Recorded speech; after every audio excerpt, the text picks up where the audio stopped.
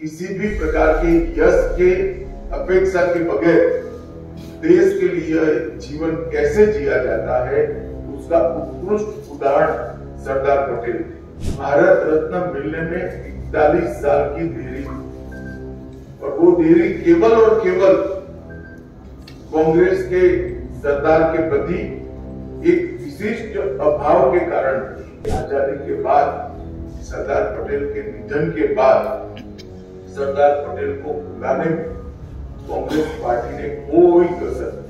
सशस्त्र पुलिस बल, कई राज्यों के पुलिस बल कौशल, अनुशासन और वीरता का प्रदर्शन करेंगे।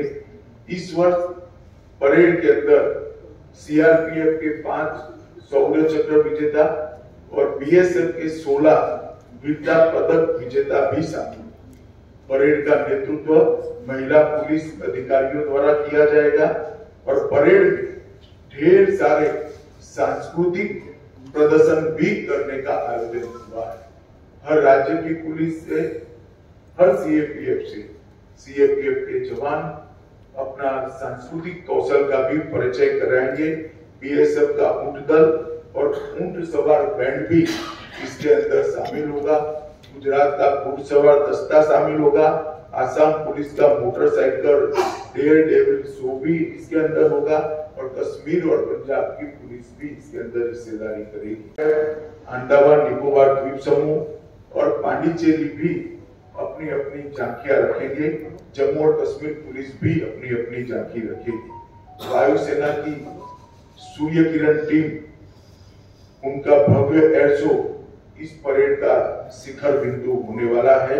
900 से ज्यादा कलाकार देश भर से आकर हमारे देश की सांस्कृतिक विरासत को देश और दुनिया के सामने रखेंगे और एक प्रकार से परेड सात अर्थ में भारत की एकता का परेड बनकर रहेगा। एक भारत श्रेष्ठ भारत के कंसेप्ट को जमीन पर उतारने का काम करेगा और सरदार साहब की 150वीं जयंती के बाद अब हर 31 अक्टूबर को 26 जनवरी की तर्ज पर ही ये परेड नियमित रूप से मनाया जाएगा और हमेशा के लिए देश के युवाओं को सरदार साहब के सिद्धांतों को और सरदार साहब के देश के लिए किए हुए कामों को जानकारी देने का एक माध्यम बनेगा। भारत रत्न मिलने में 41 साल की देरी और वो देरी केवल और केवल कांग्रेस के सरदार के प्रति एक विशिष्ट अभाव के कारण। सरदार पटेल जैसे महान व्यक्तित्व के लिए पूरे देश में ना कोई समाधि बनी, ना कोई उनका स्मारक बना। जब नरेंद्र मोदी जी गुजरात के मुख्यमंत्री बने तब उन्होंने स्टैच्यू ऑफ यूनिटी की रचना की और एक भव्य स्मारक जो पूरे विश्व में आज प्रसिद्ध हो चुका है, वो सरदार पटेल के स्मारक बनाने का काम नरेंद्र मोदी जी। 2013 में इसकी 31 अक्टूबर को आधारशिला रखी गई। 182 मीटर ऊंचा स्टैच्यू ऑफ लिबर्टी से भी ऊंचा ये स्टैच्यू ऑफ यूनिटी 57 महीनों में पूरा किया गया और सरदार साहब का जीवन किसानों को समर्पित था। इसके बनाने में जो इस्पात का उपयोग हुआ, जो लोहे का उपयोग हुआ, देश भर के किसानों से लोहा एकत्रित किया गया, किसानों के औजारों को एकत्रित किया गया, इसको पिघलाकर लगभग 25,000 टन लोहे का उपयोग कर इस स्टैच्यू ऑफ यूनिटी को बनाया। सब जानते हैं सरदार पटेल हमारे देश के लिए एक व्यक्ति नहीं, एक विचारधारा, एक पूर्ण देश को समर्पित व्यक्तित्व जिसने आजादी के आंदोलन न केवल एक प्रमुख सेनानी के रूप में भूमिका निभाई, गांधी जी के साथ रहकर आजादी के आंदोलन की संगठनात्मक रीढ़ की हड्डी सरदार पटेल बने। बारडोली सत्याग्रह 1928 का अंग्रेजों के खिलाफ किसानों के शोषण के लिए किया गया और वहीं से महात्मा ने स्वयं उनको सरदार की उपाधि दी। सभी स्कूल और यूनिवर्सिटी रन फॉर यूनिटी का आयोजन हुआ।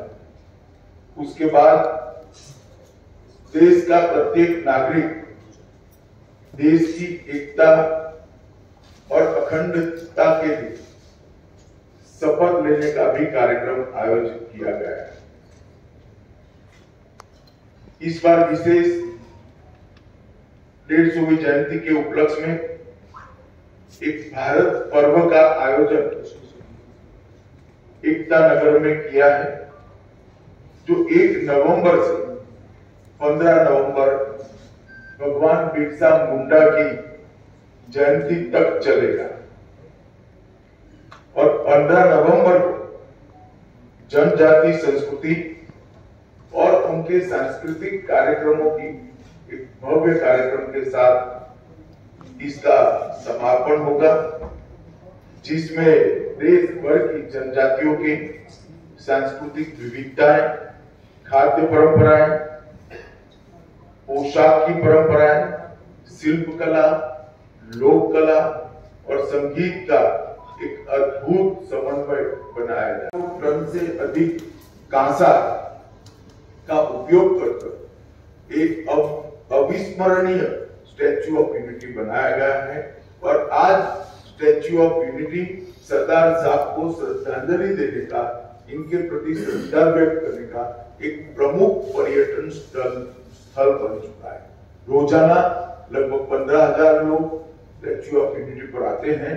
अब तक देश के 2.5 करोड़, देश और विदेश के 2.5 करोड़ लोगों ने स्टैच्यू ऑफ यूनिटी का विजिट किया है और एक प्रकार से भारत का एक इंजीनियरिंग मार्वल के रूप में प्रस्तावित हुआ है। नरेंद्र मोदी जी ने इसके आसपास 14 प्रकार के अन्य पर्यटन आकर्षण खड़े कर पर्यटकों का एक प्रिय स्थल बनाया है।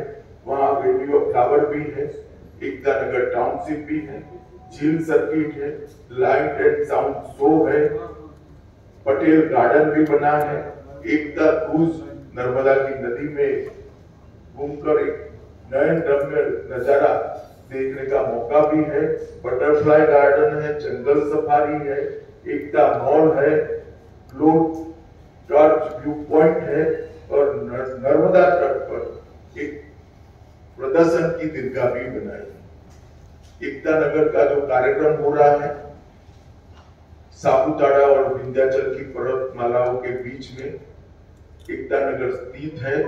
वहीं पर कल सुबह प्रधानमंत्री जी 7:55 को परेड की सलामी देंगे। स्वतंत्रता के बाद अंग्रेजों ने देश को 562 अलग अलग रियासतों में बांटकर जाने का फैसला किया। पूरी दुनिया मान रही थी और देश में भी कई लोगों के मन में सवाल था कि 562 रियासतें एक होकर एक भारत कैसे बनेगा। परंतु कुछ ही समय में एक दृष्टि से कार्य पर दृष्टिपात कर देखे तो बहुत कम समय में 562 रियासतों को एकीकृत करने का भगीरथ कार्य सरदार पटेल ने समाप्त किया और आज भारत का जो मानचित्र हमारे सामने है, वो मानचित्र सरदार पटेल की ही देन है। हैदराबाद में पुलिस एक्शन, जूनागढ़ का एकीकरण, ये सभी चीजों को कहीं पुणे से, कहीं दृढ़ता से और कहीं ब्रज से भी ज्यादा कठोरता से एक एक कर रिजॉल्व करने का काम किया। भोपाल हो, काठियावाड़ की रियासतें हो, त्रावणकोर हो या जोधपुर, हर जगह जो समस्या आई इसका निवारण सरदार पटेल ने किया। प्रचार की अपेक्षा के बगैर, किसी भी प्रकार के यश के अपेक्षा के बगैर देश के लिए जीवन कैसे जिया जाता है, उसका उत्कृष्ट उदाहरण सरदार पटेल थे। जब पूरा देश 15 अगस्त को तिरंगा फहराने में व्यस्त था, तब सरदार पटेल कमांड रूम में नेवल ऑफिसरों के साथ एक ऑपरेशन मॉनिटर कर रहे थे, जिसके कारण ही आज लक्षद्वीप भारत का हिस्सा बना है और हमारी दक्षिणी सीमा बहुत मजबूत हुई है और उस ऑपरेशन के कारण ही लक्षद्वीप में तिरंगा फहराया गया। दुर्भाग्य की बात है कि आजादी के बाद सरदार पटेल के निधन के बाद सरदार पटेल को बुलाने में कांग्रेस पार्टी ने कोई कसर